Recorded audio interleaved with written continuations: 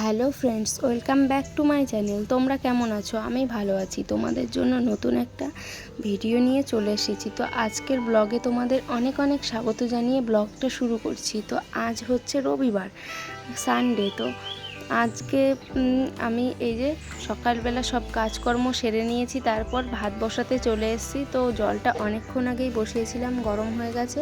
তো এখন আমি চালটা ধুয়ে দিয়ে দিচ্ছি। এটা প্রায় বেলা 9টা মতো বাজে তখন। তো আমি বেশিক্ষণ আগে উঠিনি, কিন্তু কাজগুলো সেরেছি, তাই এইটুকুই।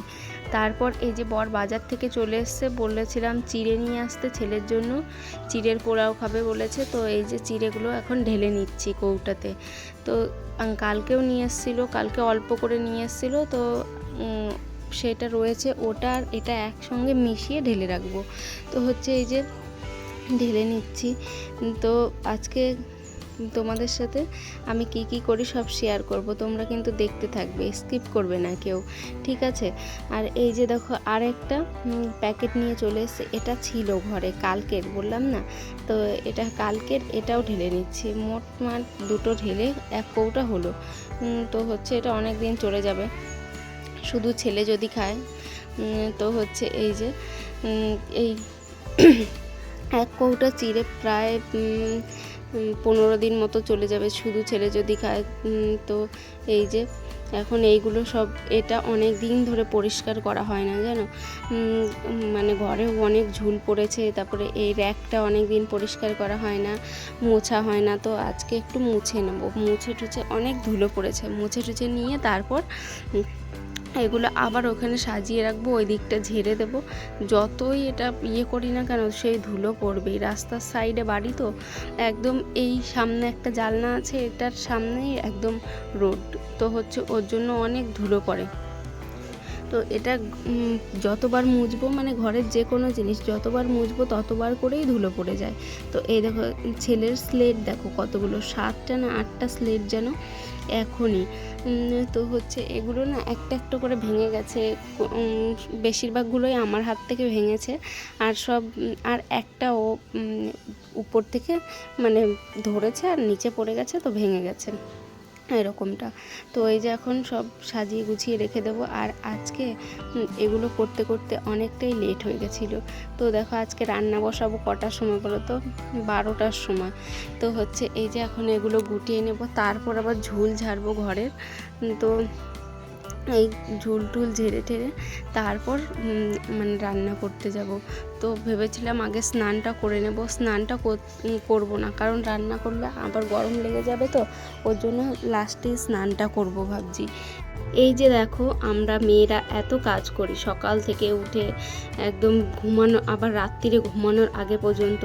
তো হচ্ছে এত কাজ করি, তবু কিন্তু কারো চোখে পড়ে না, চোখে পড়ে না। তারপর মানে হয় মনে বলবে যে হচ্ছে কি কাজ করেছো, এরকমটা যখন বলে তখন কেমন লাগে বলো? হয়তো সবার ক্ষেত্রে হয় না, কিছু কিছু মেয়ের ক্ষেত্রেও হয়। তো হচ্ছে ওইটাই মনে মনে ভাবি যে হচ্ছে যাদের ক্ষেত্রে হয় তাদের কেমনটা হয়। তো হচ্ছে এই যে শ্বশুরবাড়িতে যতই কাজ করো যাই করো, কিন্তু নাম পাবে না কোনো, খেটে মরে গেলেও না কি করেছো তুমি আমাদের জন্য, কি করেছো, এরকমটাই হয়। তো এই যে দেখো এখন এই যে ভাত খেয়ে নিচ্ছি 10টার। তো আমি ভাত করেছিলাম না, দেখালাম তোমাদের ভাত বসাচ্ছি। তো আগে আমি আলু, উচ্ছে এগুলো সেদ্ধ দিয়ে দিয়েছিলাম। তো জলের মধ্যে দিয়েছিলাম, তারপর ভাতের চালটা দিয়েছি, কারণ ভাতটা একটু তাড়াতাড়ি হয়ে যায় তো ওর জন্য। আর হচ্ছে এই যে ছেলেকে বলছিলাম খাবি, তো ও বলছে আমি খাবো না। ওর সকালবেলায় বলছে আমি আম দুধ দিয়ে ভাত খাবো, তো একটুখানি খেলো, নিয়ে এসেছিলাম আম দুধ দিয়ে ভাত, তো একটুখানি খেলো, এখন আর খাচ্ছে না। তো হচ্ছে এই যে আমি এখন খেয়ে নিচ্ছি, এরপর আবার অনেক কাজ শুরু করতে হবে।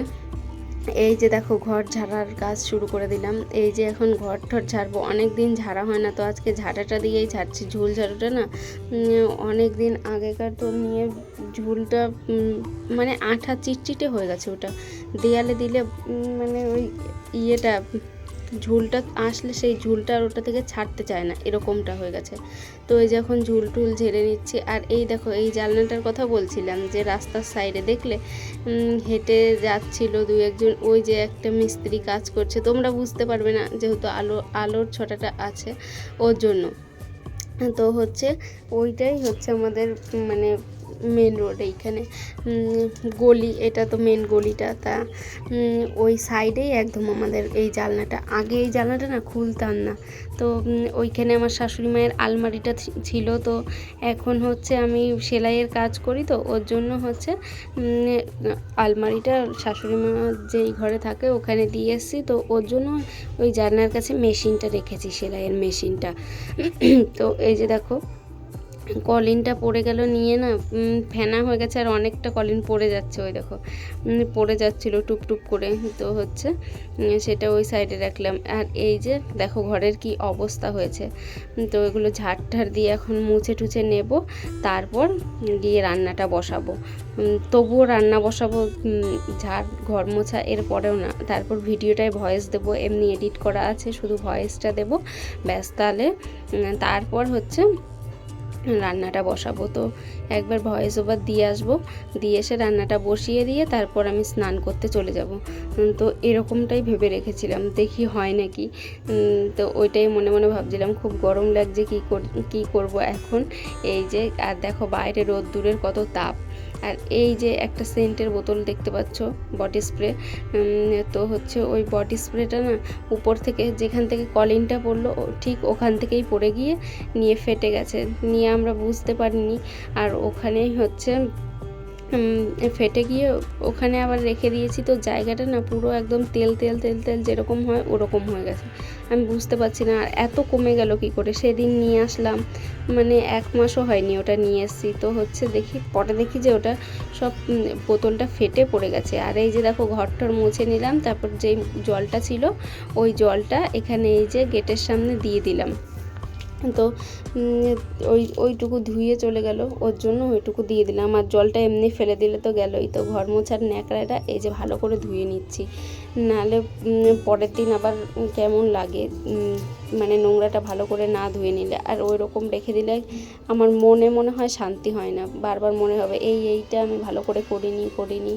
তো এই যে বালতিটা মেজে ঠেজে নিলাম, তারপর এই যে এখন জামা কাপড় কাচবো। 4-5টা জামা কাপড় ভিজিয়েছিলাম, আমার 2টো নাইটি। তো হচ্ছে ওগুলোই এখন কেচে দেবো। এমনি ঠান্ডা জলেই ভিজিয়ে রেখেছিলাম, তো 2-1 দিন পর তো কাচতেই হবে। তো ওই দিন ভালো করে কেচে নেব একটু গরম জল টল দিয়ে। তো এই যে কাঁচাও হয়ে গেছে। আর কাঁচা দেখাবো কি যে হচ্ছে ভিডিওটা অন করতেই ভুলে গেছিলাম, নিয়ে এই যে কাঁচা হয়ে গেছে, ধোয়া হয়ে গেলে এই যে মেলতে চলে এসেছি। এখন হচ্ছে দেখবে ওই 2টো আম পেকেছে, তো ওই আম দুটো দেখলাম জামা কাপড় মেলতে এসে, এখন ওই আম দুটো পাড়ার চেষ্টা করতে হবে। তো দেখবো চেয়ার নিয়ে এসে পারতে পারি কি না, এটাই এখন মনে মনে ভাবছিলাম। জামা কাপড় মেলতে ওইটাই ভাবছিলাম মনে। তো হচ্ছে এই যে দেখো আমার 2টো নাইটি মেলে দিলাম, আর ওই যে বড়ের একটা গেঞ্জি, তো আর ছেলের 2টো প্যান্ট, এইগুলোই কেচেছিলাম। তো হচ্ছে আর ওই দেখো ওইখানে কাঠ শুকোতে দেওয়া আছে, কারণ কি বলতো ভাতটা শাশুড়ি মা ভাবছে কাঠে করবে, ওর জন্য ওইটুকু ছিল ঘরে, ওর জন্য ওটা বের করে রোদে দিয়ে রেখেছে। তারপর ওই পাশের বাড়ি থেকে সেই কাঠের কুচি নিয়ে এসছে, ওগুলো দিয়ে ভাত টাত রান্না করবে ওর জন্য। বাইরে উনান আছে আমাদের ওখানে একটা, বাইরে ওই সাইডটা ওই ড্রামটা আছে, ড্রামের ওই সাইডটা মাটি, ওখানে একটা উনান আছে। তো 2-1 সময় আমি ইচ্ছা করলে ওখানে রান্নাও করি, যদি কাঠ থাকে তবে। কাঠ কিনে নিয়ে আসতে হয়। আর এই যে দেখো এখন আম পাড়তে চলে এসেছি, তো এই যে আম পেড়ে নিচ্ছি। তো দেখছি যে কোনটা পেকেছে না পেকেছে, খুব একটা নরম হয়নি, কিন্তু হচ্ছে হাত দিলে পড়ে যাচ্ছে, ধূপধাপ করে এমনিই পড়বে। তো আবার দেখছি পেকেছে নাকি অন্য কোনো একটা। তো হচ্ছে এই যে পাশের বাড়ির বড়মা বলছিল যে হচ্ছে আম দুধ দিয়ে ভাত খাওয়া হবে নাকি। তো আমি বলছিলাম কালকে হয়ে গেছে আমাদের আম দুধ দিয়ে ভাত খাওয়া। তো এটাই বলছিলাম আর কি, বেশ বলছিলাম বড়মাকে। তো হচ্ছে তারপর নেমে ঘরে চলে আসব। আর এই আমাদের আম গাছের আমগুলো না এত মিষ্টি খেতে, কিন্তু একটা পোকাও লাগে না, কিচ্ছু হয় না। তো আরেকটা না ওই সাইডে গাছ ছিল, তো ওই গাছটা কেটে ফেলা হয়েছে, ওই গাছটায় পোকা হতো। আর এই যে আমি আজ রান্না করব কুমড়োর শাক আর হচ্ছে মাছ। আর আজকের মাছটা ভালো ছিল না জানো। আর এই যে হচ্ছে ঝিঙে আলুর তরকারি। তো শাকটা আমার বর রসুন দিয়ে খেতে চেয়েছিল বলে আজকে আবার রান্না করলাম। এই যে এটুকু আমরা রসুন দিয়ে করব। আর হচ্ছে এটা আমার শাশুড়ি মা, শ্বশুরমশাই আর দাদু, এদের জন্য হচ্ছে নিরামিষ করে দিলাম। আর এই যে আমগুলো পেড়ে নিয়ে এসেছিলাম, এই যে আম, এতগুলো আম পেড়ে মানে পরে ওই দুটো পাড়ার পরেও এগুলো ছাদে গিয়ে পেড়ে নিয়ে আসছিলাম।